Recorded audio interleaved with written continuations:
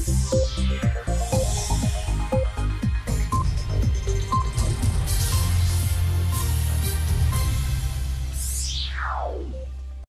ձեզ հարգելի հեռուստադիտողներ, Factor TV-ն ուղիղ տեսակապով զրուցելու է Freedom House միջազգային իրավապաշտպան կազմակերպության հայաստանյան ներկայացուցիչ Անդրանիկ Շիրինյանի հետ։ Ողջույն, պարոն Շիրինյան։ Ողջույն։ Մենք խոսելու ենք կազմակերպության զեկույցից ազատությունն աշխարհում, ոչ միայն Միացյալ Նահանգների, Ռուսաստանի, Ադրբեջանի համատեքստերն է անդրադարձ կատարվել, այլև Հայաստանի Հանրապետության, բայց մինչ այդ սկսենք Բաքվում ընթացող դատավարությունից Լեռնային Ղարաբաղի նախկին ռազմաքաղաքական ղեկավարության դեմ Ադրբեջանը ծանր մեղադրանքներ է առաջադրել։ Վերջին տեղեկությունը Ռուբեն Վարդանյանի ձայնային ուղերձներ, որով նա բողոքում էր իր դեմ կատարվող ապօրինություններից եւ նա գտնվում է հացադուլի մեջ։ Freedom House-ի գնահատականը կատարվողի վերաբերյալ ո՞րն է, պարոն Շիրինյան։ Շնորհակալ եմ հրավերի համար եւ շնորհակալ եմ հարցի համար։ Կարծում եմ սա մի թեմա է, որը բոլորիս ուշադրության կենտրոնում է այսօր, ոչ միայն Հայաստանում, այլ նաեւ Հայաստանից դուրս, եւ մեր կազմակերպությունը եւս փորձում է հնարավորինս հետևել այն ամենին, ինչ որ տեղի է ունենում Բաքվում։ Լեռնային Ղարաբաղի հայերի իրավունքները, մարդու իրավունքները մեր ուշադրության կենտրոնում են եղել միշտ, բայց նաև Լեռնային Ղարաբաղի պաշտոնյաների եւ հայաստանցի հայ գերիների թեմաները, որոնք որ պահվում են Ադրբեջանում, եւս մեր ուշադրության կենտրոնում է եղել։ Այս արդիվ մենք բազմաթիվ հայտարարություններ ենք արել, բազմաթիվ ջատագովության արշավներ ենք արել, ունեցանք մեր զեկույցը մոտավորապես կես տարի առաջ, որը խոսում էր Լեռնային Ղարաբաղի հայերի մարդու իրավունքների մասին եւ նաեւ գերիների իրավունքների մասին։ Այնինչ այսօր տեղի է ունենում Բաքվում, դրա մասին շատ է խոսվել, որ այն խախտում է հայերի այնտեղ գերեվարված հայերի մարդու իրավունքները եւ սա ըստ երևույթին Ադրբեջանի կողմից հերթական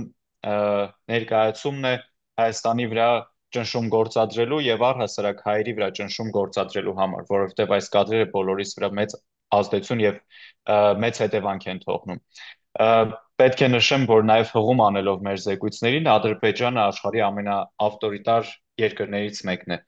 Ադրբեջանում չեն գործում կամ սահմանափակ չափով են գործում միջազգային կազմակերպություններ, վերջերս Ադրբեջանը անգամ սկսեց խոսել այն մասին, որ Ադրբեջանից պահանջվել է հեռացվել Կարմիր խաչի միջազգային գրասենյակը, ՄԱԿ-ի գրասենյակը եւ կարծեմ այլ միջազգային կազմակերպություններ։ Սա ասում եմ շեշտելու համար, որ Ադրբեջանի նման ավտորիտար երկրի վրա միջազգային կազմակերպությունները շատ քիչ լծակներ ունեն ազդեցություն գործելու համար։ Անկամ եթե նայում ենք ազատություն աշխարհում զեկույցին, որի մասին դուք նշեցիք, այստեղ Ադրբեջանը ամենացածր դիրքերում է, այսինքն անգամ կարելի է ասել այլևս միավորներ չկան իջեցնելու համար Ադրբեջանի ժողովրդավարության մակարդակը։ Ցավոք սրտի այս իրավիճակում շատ քիչ բան կա, որ կարող են միջազգային կազմակերպություններն անել, որովհետև Ադրբեջան նպաստում է այդ միջազգային իրավակարգի քանդմանը եւ որևէ կերպ չի արձագանքում մարդու իրավունքների պաշտպանության մասին կոչերին, ընդ որում սա վերաբերվում է ոչ միայն հայ ռազմագերիներին կամ հայ գերիներին, որոնք որ գտնվում են Ադրբեջան, այլ նաև իր սեփական քաղաքացիների իրավունքներին եւ ազատություններին։ Եվ ոչ միայն Ադրբեջանի տարածքում, այլ նաև Ադրբեջանի տարածքից դուրս են այս բռնաճնշումները դուրս գալիս։ Եվ շատ ցավալի է բոլորիս համար այն ամենը, ինչ որ տեղի է ունենում Ադրբեջանում, բայց ցավոք սրտի պետք է նաև փաստել, որ այստեղ միջազգային կազմակերպությունները շատ քիչ լծակներ ունեն Ադրբեջանի վրա ազդելու համար։ Պարոն Շիրինյան, ներողություն, նաև Հայաստանի վարչապետն է հայտարարել հրապարակավ, որ Բաքվում գտնվող հայ գերիները ենթարկվում են խոշտանգումների, ապօրինի ազդեցությունների,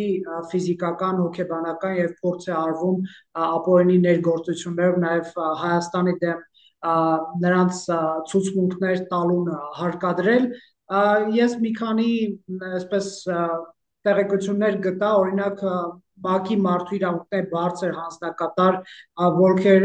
Տյուրկը եւս հորդորել է Բաքվին անհապաղ ազատ արձակել Բաքվում պահվող հայերին եւ ասել է արդար դատավարության նրանց իրավունքները պետք է հարգվեն, նաև միջազգային եվրոպական այսպես միջազգային եվրոպական խորհրդանը լիագումար նիստում կքննարկի Բաքվում պահվող հայ ռազմագերիների հարցը, միջազգային հանրությունը ընդհանրապես ուշադրության կենտրոնում պահում էր, այդ թվում Freedom House-ը, նշանակում է միջազգային նորմերը, միջազգային կազմակերպությունները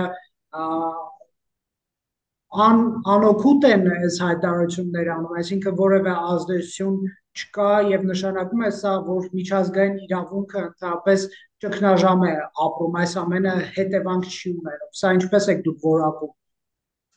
Պետք է փաստել, որ իրավացիորեն այո, այսօր միջազգային իրավունքը կա սկեպտիկ թերահավատ վերաբերմունք միջազգային իրավունքի նկատմամբ եւ աշխարհը ինչպեսին որ մենք գիտեինք իրավական նորմերի առումով կամ այն կանոնակարգը, որում որ գործում էր աշխարհը այսօր կարծես թե կամաց փլուզվում է ավտորիտարների ձեռքերով։ Սա վերաբերվում է ժողովրդավարական նորմերի քայքայմանը տարբեր երկրներում աշխարհի տարբեր անկյուններում պոպուլիզմի ավելի ավելի լայն դառնալուն, ավելի համընդգրկուն դառնալուն, սրանք բացասական երևույթներ են, որոնք վերաբերվում են բոլոր երկրներին եւ աշխարհի ոչ մի անկյուն կարծես թե անմասն չի մնում այս զարգացումներից։ Ես կարծում եմ, որ մենք պետք է ընդունենք, որ գտնվում ենք այժմ այս իրավիճակում, սա է մեր այժմյան իրավիճակը, այժմյան աշխարհակարգը, բայց միևնույն ժամանակ չեմ կարծում, որ մենք պետք է կորցնենք մեր հավատը մարդու իրավունքների եւ միջազգային իրավունքի նկատմամբ, որովհետեւ սա հատկապես Հայաստանի պես փոքր երկրների համար կարծես թե միակ լծակն է մնում այս միջազգային աշխարհակարգում իր տեղը գտնելու, իր նաև սուվերենությունը ապահովելու համար։ Այս առումով նաև կարծես թե վտանգավոր է այն հանգամանքը, որ Հայաստանը տեղի է տալիս Ադրբեջանի այն պահանջներին, որ միջազգային դատականացիաներից պարտավորեցնում է Հայաստանին հետ վերցնել իր հայցերը։ Սրանք կարող են բացասական հետևանքներ ունենալ Հայաստանի համար եւ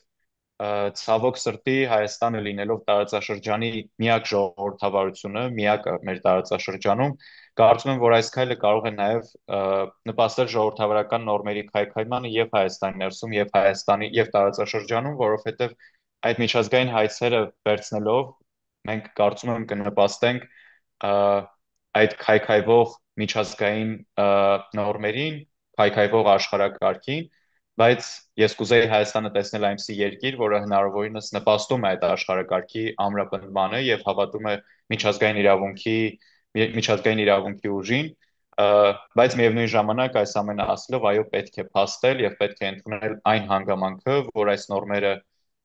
գնալով կարծես թե քայքայվում են, բայց աշխարհը հարափոխ է, ես միևնույն ժամանակ ուզում եմ սա ասել, որ իրադարձությունները աշխարհում բարբերաբար փոխվում են եւ թեև այսօր գտնվում ենք ճիշտ է շատ տխուր իրավիճակում եւ նույն ժամանակ պետք է փաստել, որ սա միակ դեպքը չի պատմության ընթացքում, որ աշխարհը գտնվել է նման իրավիճակներում, բայց միևնույն ժամանակ ժողովրդավարական նորմերը եւ մարդու իրավունքները ի վերջո հաղթանակել են եւ կարծում եմ, որ ժողովրդավարական ինստիտուտների պայքարի շնորհիվ հնարավոր կլինի նորից վերադառնալ այն կայուն եւ անվտանգ իրավիճակին, որում էլի հարաբերականորեն կայուն եւ անվտանգ իրավիճակում, որում աշխարհը գտնվել է։ Հայաստանի իշխանությունները նշում են ըստ էության, որ եթե խաղաղության հաստատմանը կնպաստի միջազգային հայցերից հրաժարումը, ինչու ոչ, եկեք գնանք այդ ճանապարհով, մինչդեռ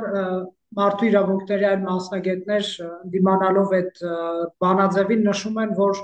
խաղաղությունը չի կարող լինել առանց պատերազմական մարդկանց զանգվածային իրավունքների խախտումների պատասխանատվության ենթարկելու, ձեր կարծիքով այստեղ քաղաքական նպատակահարմարության եւ մարդու իրավունքների պաշտպանության նորմերի միջև որն է հաղթողը լինելու, կարծես կոշտ ուժը, պատերազմի սպառնալիքը,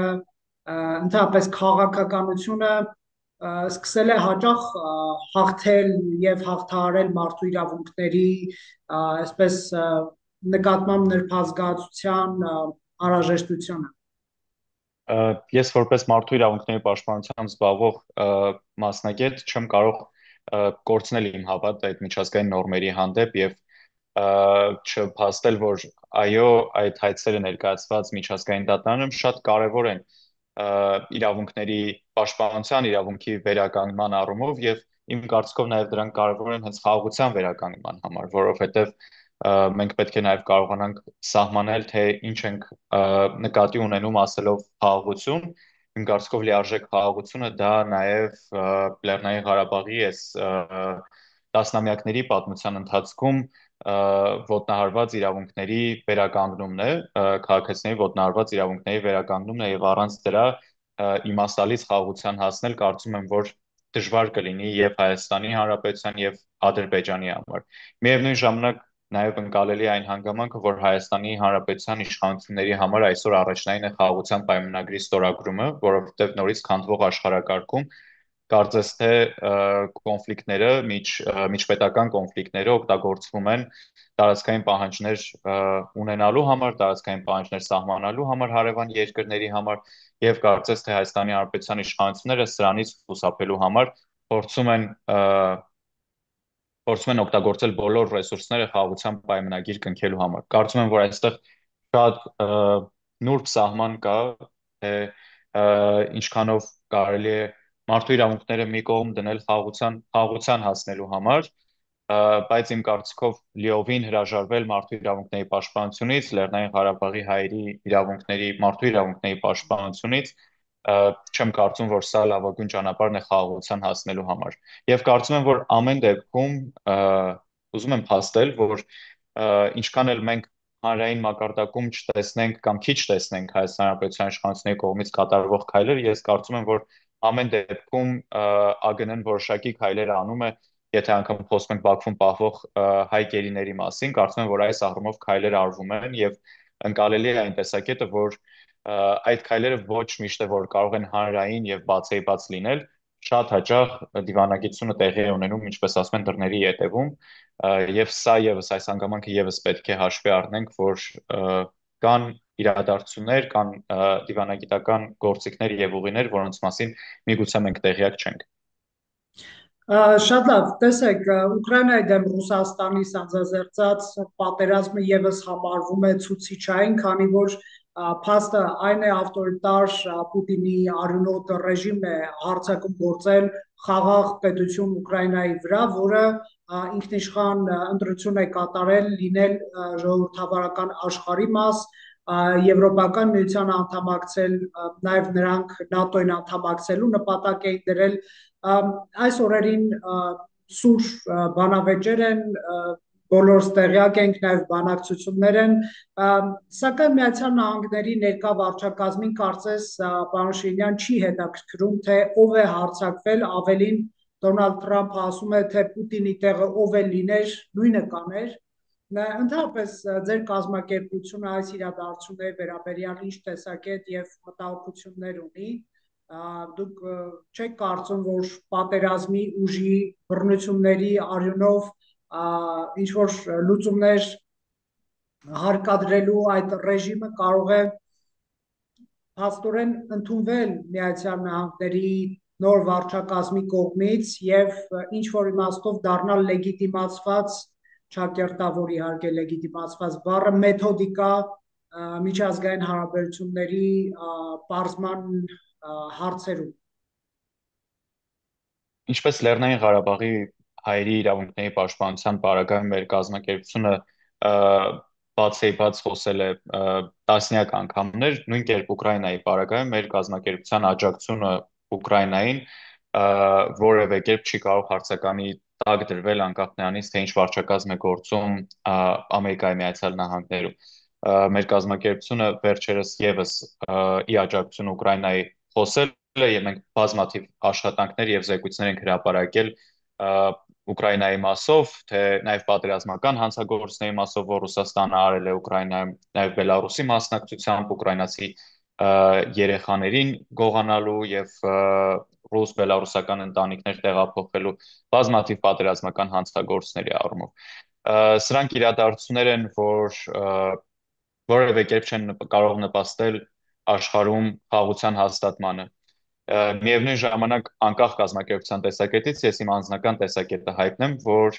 Ամերիկայի նոր վարչակարգ եկավ իշխանության հաստելով, որ իրենց հիմնական նպատակը աշխարհի տարբեր վառվող անկյուններում եւ հատկապես Ուկրաինայում խաղաղության հաստատումն է։ Եվ նաև կարող ենք փաստել, որ կարծես թե Ամերիկան հաշվի առնելով նաև Ամերիկայի Միացյալ Նահանգների զարգացման ծրագրերի դադարեցումը, օգնության ծրագրերի, հումանիտար ծրագրերի դադարեցումը, կարծես թե Տեսակետ։ Ամերիկան հետ է կանգնում, այո, կարծես թե Ամերիկան հետ է կանգնում աշխարհում ժողովրդավարության զարգացմանը, մարդու իրավունքների զարգացման նպաստելուց։ Ես ուզում եմ փաստել, որ ժողովրդավարությունը եւ ժողովրդավարական նորմերի պահպանումը, պաշտպանությունը, զարգացումը խաղաղության ապահովման լավագույն ճանապարհն է։ Եվ հենց սա պետք է հիմք ընդունեն աշխարհում բոլոր այն առաջնորդները, ովքեր խոսում են աշխարհում խաղաղության սահմանման մասին։ Աշխարհում չի կարող լինել խաղաղություն առանց ժողովրդավարական նորմերի պաշտպանության եւ զարգացման։ Սա փաստվում է նաև ակադեմիական բազմաթիվ թեորիաներով ժողովրդավարության մասին։ Ժողովրդավարությունները, ժողովրդավար երկրները շատ քիչ են կամ հազվադեպ են իրար հետ հակամարտություններ, կոնֆլիկտներ եւ պատերազմների գնում։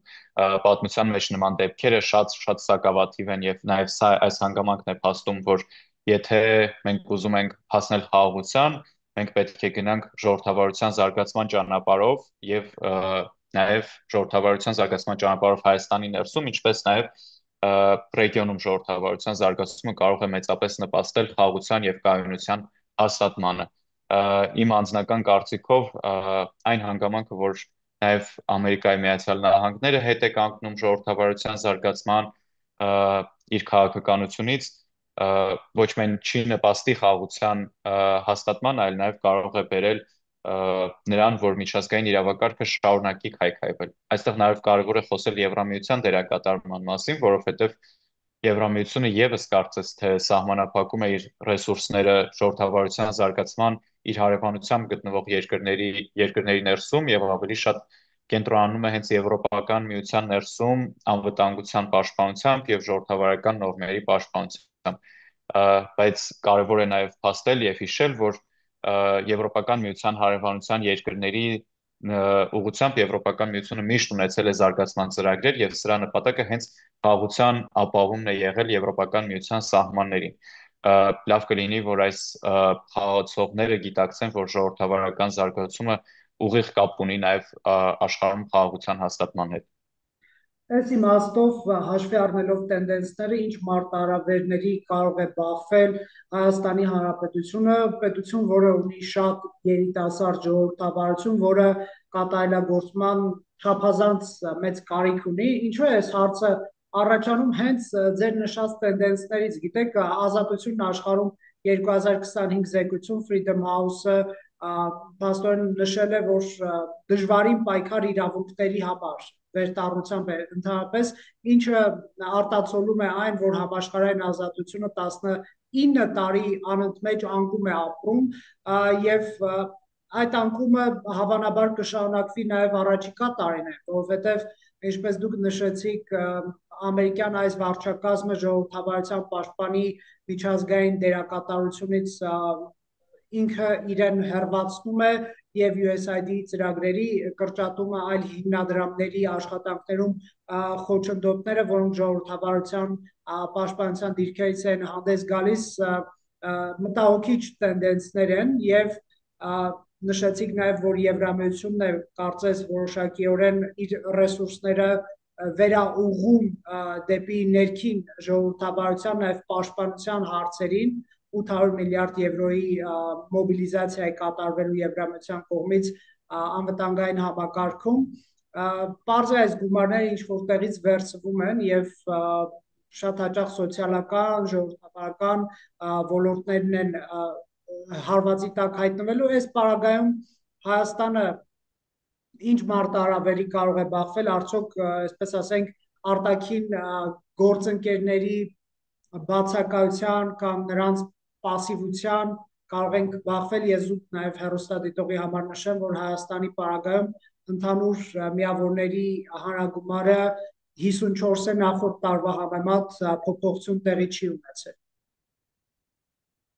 Շնորհակալ եմ համընդգրկուն հարցի համար ու կարևոր շեշտադրումներ արեցիք, որ Հայաստանի նման երկրի համար այո, այսօր մեծ մարտահրավերներ կան իր ժողովրդավարության ամրապնդման ուղղությամբ։ Եթե հիմնվենք այն տեսության վրա, որ ժողովրդավարությունները զարգանում են տարածաշրջաններում եւ ժողովրդավարությունների համար դառնում է միայն հեշտ այն պարագայում, երբ իրենց շուրջը գտնվում են ժողովրդավարություններ, այո, կարող ենք փաստել, որ Հայաստանի ժողովրդավարության համար կարծես թե ապագան փոքրինչ մշուշոտ է, հատկապես հիմնվելով նախորդ տարվա իրադարձությունների վրա, նաև մեր տարածաշրջանում, Եվրասիական տարածաշրջանում մենք տեսնում ենք, որ ժողովրդավարական նորմերը ազատ անկման մեջ են։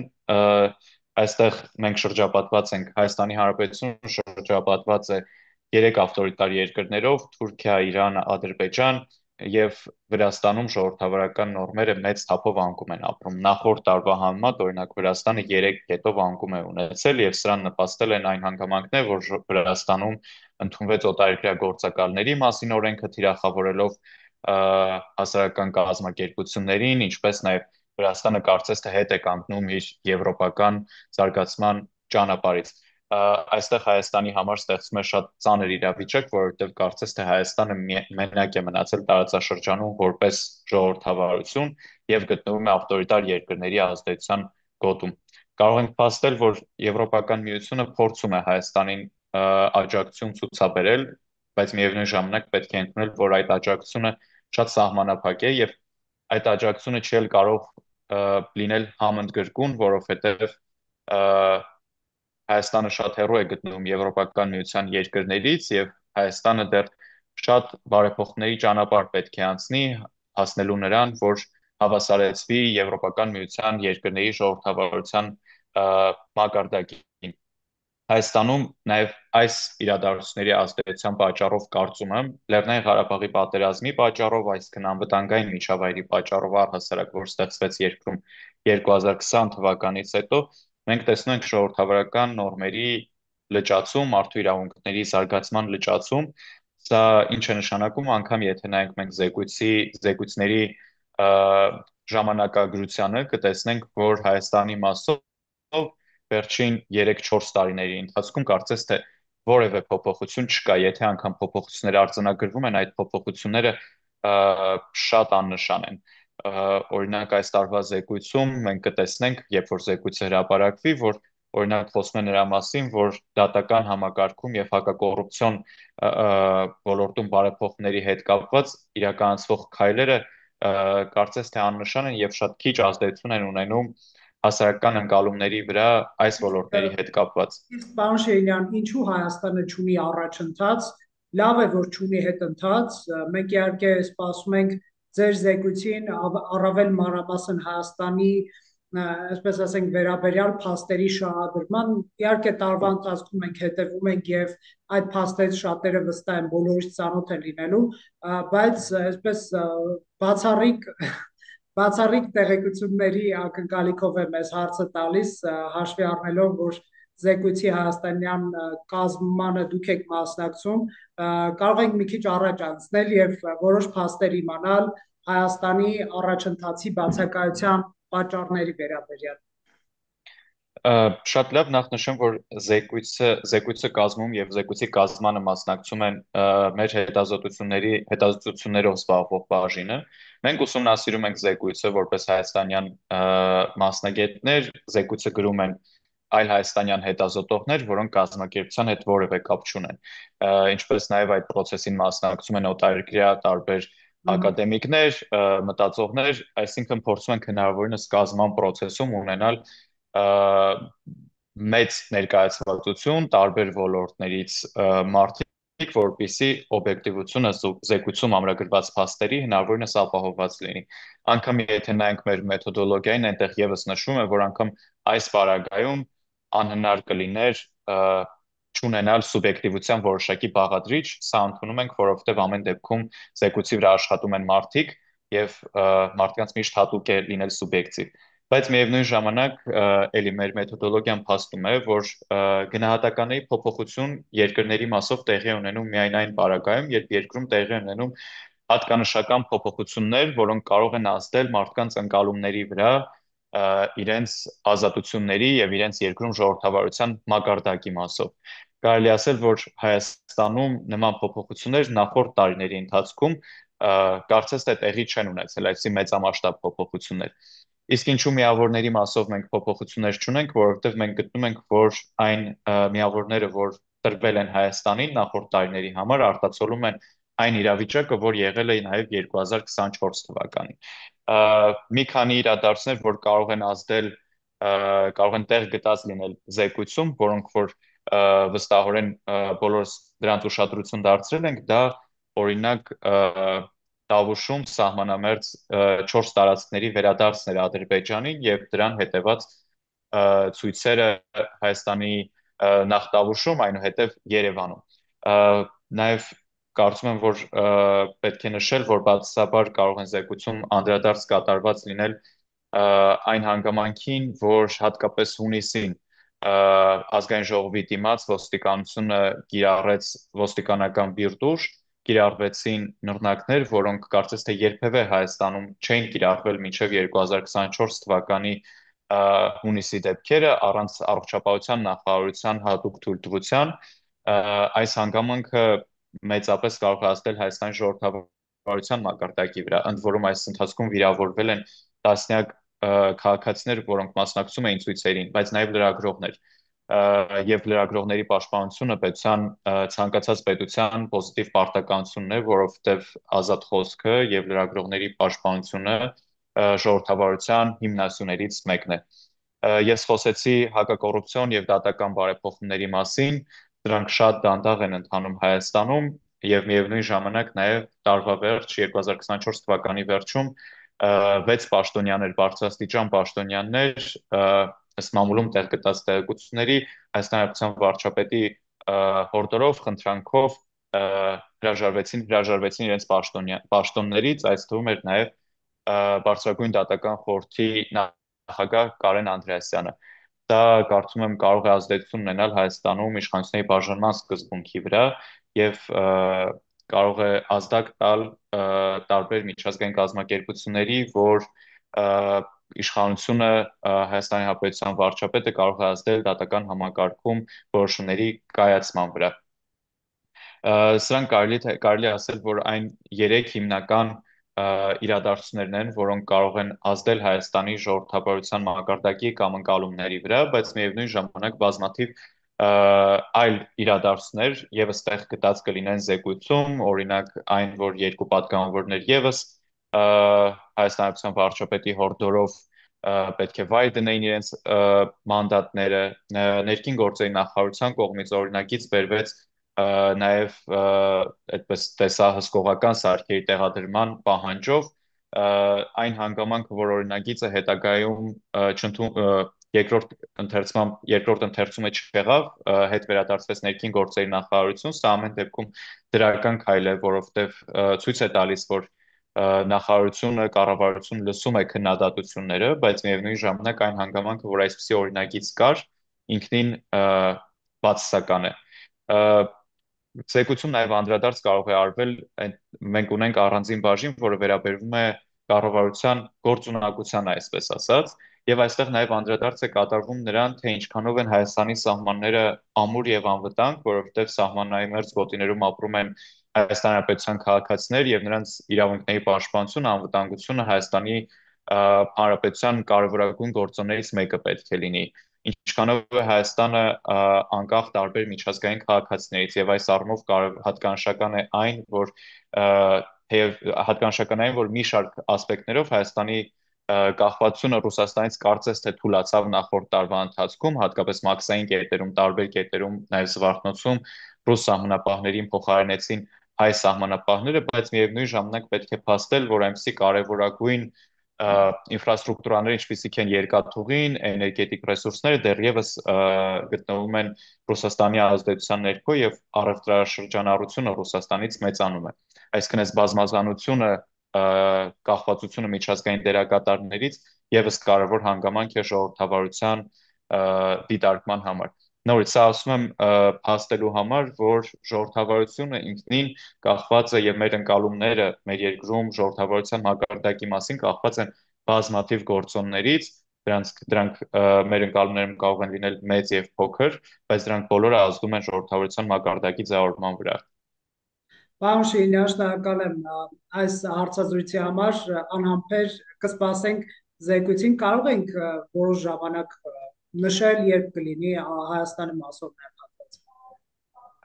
Զեկույցի տարբեր երկրների մասով զեկույցները դեռ չեն հրապարակվել, դրանք կհրապարակվեն այս գարնան ընթացքում